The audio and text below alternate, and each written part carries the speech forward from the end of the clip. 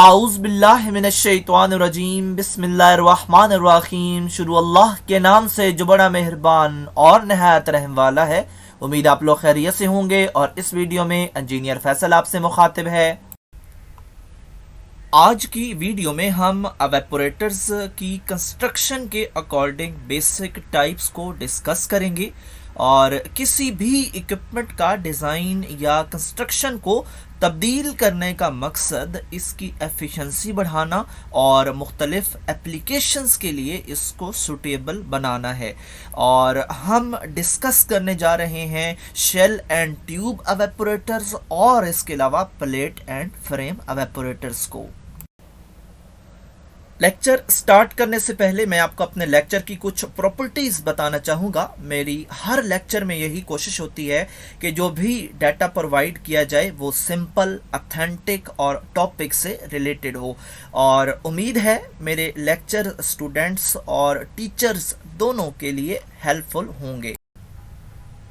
आज की वीडियो में हम बात करेंगे एवेपोरेटर की टाइप्स की और कंस्ट्रक्शन पॉइंट ऑफ व्यू से हम इनकी टाइप्स को देखेंगे। तो पहली टाइप है शेल एंड ट्यूब यूनिट्स।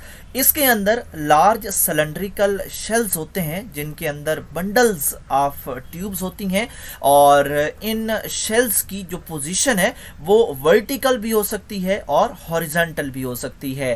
तो जो इसके अंदर हम फीड इंटर करते हैं एवेपोरेशन के पर्पस के लिए, वो हम शेल में भी इंटर कर सकते हैं और ट्यूब्स में भी इंटर कर सकते हैं।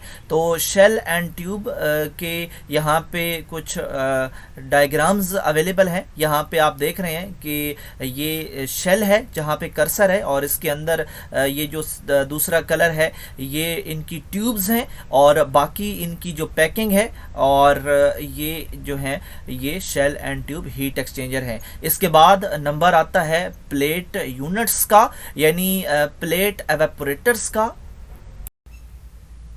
प्लेट टाइप एवेपोरेटर्स में प्लेट्स का इस्तेमाल किया जाता है, और इससे पहले आपने देखा कि शेल एंड ट्यूब एवेपोरेटर्स में ट्यूब्स का इस्तेमाल किया गया। तो कंस्ट्रक्शन का जो फ़र्क है ये इस वजह से है, जैसा कि आप जानते हैं कि एवेपोरेटर के अंदर दो चीज़ें इंटर करवाई जाती हैं। एक तो हमारी फीड होती है जिसने जाके एवेपोरेट होना होता है, और एक हीटिंग मीडिया होता है, वो स्टीम भी हो सकती है, और इसके अलावा भी कोई हीटिंग मीडिया हो सकता है जिसने उस फीड को एवेपोरेट करना होता है।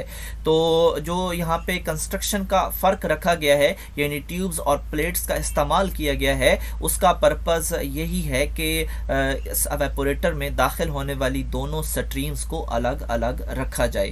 तो हीटिंग मीडिया और एवेपोरेटिंग स्ट्रीम, यानी कि हीटिंग मीडिया स्टीम और इसके अलावा एवेपोरेटिंग स्ट्रीम जो हमारी फीड होती है, इन दोनों को सेपरेट रखा जाता है। और जो प्लेट टाइप एवेपोरेटर्स हैं, यहाँ पे क्योंकि प्लेट्स का इस्तेमाल किया गया है, और जो प्लेट्स का डिज़ाइन होता है वो कोरुगेटेड भी हो सकता है और रिब्स की तरह का भी हो सकता है। तो इनका जो डिज़ाइन है उसमें फ़र्क इसलिए है कि हम जो हीट ट्रांसफ़र है उसको इम्प्रूव कर सकें। तो यहाँ पे आप इन डायग्राम्स में देख सकते हैं इन दोनों का डिज़ाइन। जो ब्लू है ये कोरुगेटेड डिज़ाइन है, और जो यहाँ पे आप वाइट में देख रहे हैं ये रिब्स का डिज़ाइन है, और इनका फाइनल पर्पज़ हीट ट्रांसफ़र को इम्प्रूव करना है। हीट ट्रांसफ़र को इम्प्रूव करने के अलावा जो इसकी दो प्रॉपर्टीज़ हैं वो ये हैं कि जो डिम्पल्स होते हैं इन मेटल प्लेट्स के ऊपर, तो उसका एक हमें फ़ायदा तो ये है कि फिक्स्ड डिस्टेंस अपार्ट, यानी हम अगर ऐसी ही एक प्लेट इसके ऊपर रखें तो ऑफ कोर्स वो इसके साथ अटैच नहीं होगी, बल्कि इससे कुछ फासले पे ही रहेगी। तो एक तो ये डिस्टेंस रखेगा एक प्लेट से दूसरे प्लेट के दरमियान, ताकि इसके अंदर जो भी अगर हम हीटिंग मीडिया इसमें डालना चाहते हैं या फीड डालना चाहते हैं तो वो फ्लो कर सके। और इसके अलावा जब इस तरह की आपस में अटैचमेंट होगी तो इनकी स्ट्रेंथ भी इंक्रीज़ हो जाएगी, यानी कि जो एक सीरीज़ है प्लेट्स को जमा करने की, वो इन डिज़ाइंस में अगर रखी जाएगी तो उसकी जो स्ट्रेंथ है वो ज़्यादा होगी। जैसा कि आप एवेपोरेटर्स को कंस्ट्रक्शन पॉइंट ऑफ व्यू से देख चुके हैं कि दो किस्म के डिज़ाइंस अवेलेबल हैं, एक शेल एंड ट्यूब और दूसरा प्लेट टाइप। तो डिज़ाइन जैसा भी हो, हमारा बेसिक पर्पस होता है गुड हीट ट्रांसफ़र का, और गुड हीट ट्रांसफ़र के लिए हमें कुछ पैरामीटर्स को भी कंट्रोल करना पड़ता है, और इसमें सबसे जो मेन पैरामीटर है वो है उस फीड की वेलोसिटी। तो गुड हीट ट्रांसफ़र के लिए ज़रूरी है कि जो फीड की वेलोसिटी है वो ज़्यादा हो, और हम ऑलरेडी इससे पहले लेक्चर में भी डिस्कस कर चुके हैं कि जो हमारी फीड होती है उसको बेहतर एफिशिएंट वे में हासिल करने के लिए हम कोशिश करते हैं कि उस फीड को कम से कम टाइम के लिए एवेपोरेटर में रखा जाए। तो ऑफ कोर्स जब वेलोसिटी ज़्यादा होगी तो वो कम से कम टाइम के लिए ही उस एवेपोरेटर के अंदर रहेगा। और इसके अलावा आपने ये भी देखा कि जो उसके अंदर फीड आती है जब, तो उसकी सर्कुलेशन दो तरह से हो सकती है।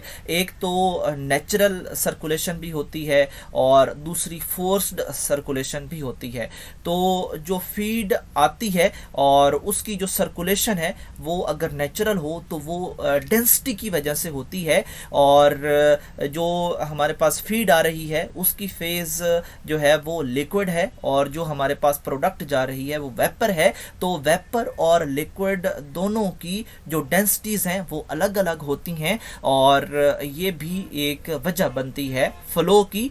और अगर हमारे पास जो फीड है उसकी सर्कुलेशन नेचुरल ना हो तो फिर उसको पंप के ज़रिए जो है वो सर्कुलेट करवाया जाता है, और ये तब होता है जब हमारी फीड थिक हो, तो फिर पंप्स इस्तेमाल किए जाते हैं, या इसके अलावा एजिटेटर भी इस्तेमाल किया जा सकता है। और इसका पर्पज़ यही है कि उस का जो फीड का फ्लो है उसको मेंटेन रखा जाए, और वो फीड ज़्यादा टाइम के लिए एवेपोरेटर की बॉडी में ना रहे, ताकि हमारी जो प्रोडक्ट की क्वालिटी है वो डैमेज ना हो।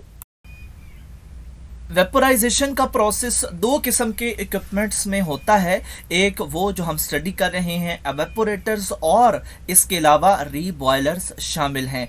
तो हम इनकी सब कैटेगरीज को देखते हैं। तो जो एवेपोरेटर्स हैं इनकी दो मेन टाइप्स हैं, एक को हम डायरेक्ट कॉन्टैक्ट एवेपोरेटर्स कहते हैं, दूसरे को हम इनडायरेक्ट कॉन्टैक्ट एवेपोरेटर्स कहते हैं। तो जो डायरेक्ट कॉन्टैक्ट एवेपोरेटर्स हैं इनकी मज़ीद आके दो टाइप्स हैं, इसको हम फ्लैश एवेपोरेटर्स और सबमर्ज्ड कंबस्टन एवेपोरेटर्स का नाम देते हैं। और जो इनडायरेक्ट कॉन्टैक्ट एवेपोरेटर्स हैं उनको हम नेक्स्ट पेज पे डिस्कस करेंगे। तो जो इनडायरेक्ट कॉन्टैक्ट एवेपोरेटर्स हैं इसमें दो मज़ीद सब टाइप्स शामिल हैं, एक को हम शेल एंड ट्यूब कहते हैं और दूसरे को प्लेट टाइप कहते हैं। तो जो शेल एंड ट्यूब हैं ये मज़ीद दो किस्म की पोजीशंस में अवेलेबल होते हैं, एक को हम वर्टिकल कहते हैं और दूसरे को हम हॉरिजॉन्टल कहते हैं। तो जो वर्टिकल है इनकी मज़ीद आगे कैटेगरीज़ हैं, उनमें एजिटेटेड फिल्म है, इसके अलावा ट्यूब साइड एवेपोरेटर्स शामिल हैं।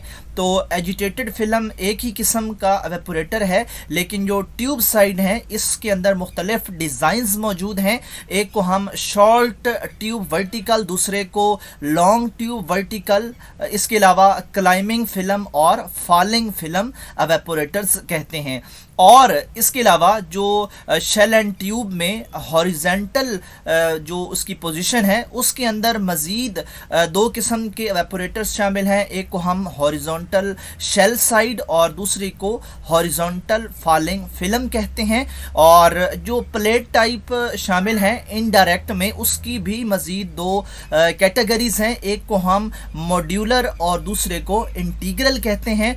और जो मॉड्यूलर हैं इसमें प्लेट एंड फ्रेम टाइप एवेपोरेटर्स होते हैं, और जो इंटीग्रल हैं इसमें प्लेट और फिन यूनिट्स शामिल होते हैं। वेपोराइजेशन के लिए जो सेकंड इक्विपमेंट इस्तेमाल होता है वो रीबॉयलर्स हैं, और इनकी मज़ीद कैटेगरीज हैं। इसमें इंटरनल रीबॉयलर्स होते हैं, केटल टाइप रीबॉयलर्स होते हैं, और थर्मोसाइफोन में दो किस्म की पोजीशंस अवेलेबल हैं, वर्टिकल और हॉरिजॉन्टल। अपने YouTube चैनल का इंट्रोडक्शन करवाता चलूँ। मेरे चैनल का नाम है केमिकल इंजीनियरिंग एजटेक, और इस चैनल के अंदर मोर देन 600 लेक्चर्स अवेलेबल हैं।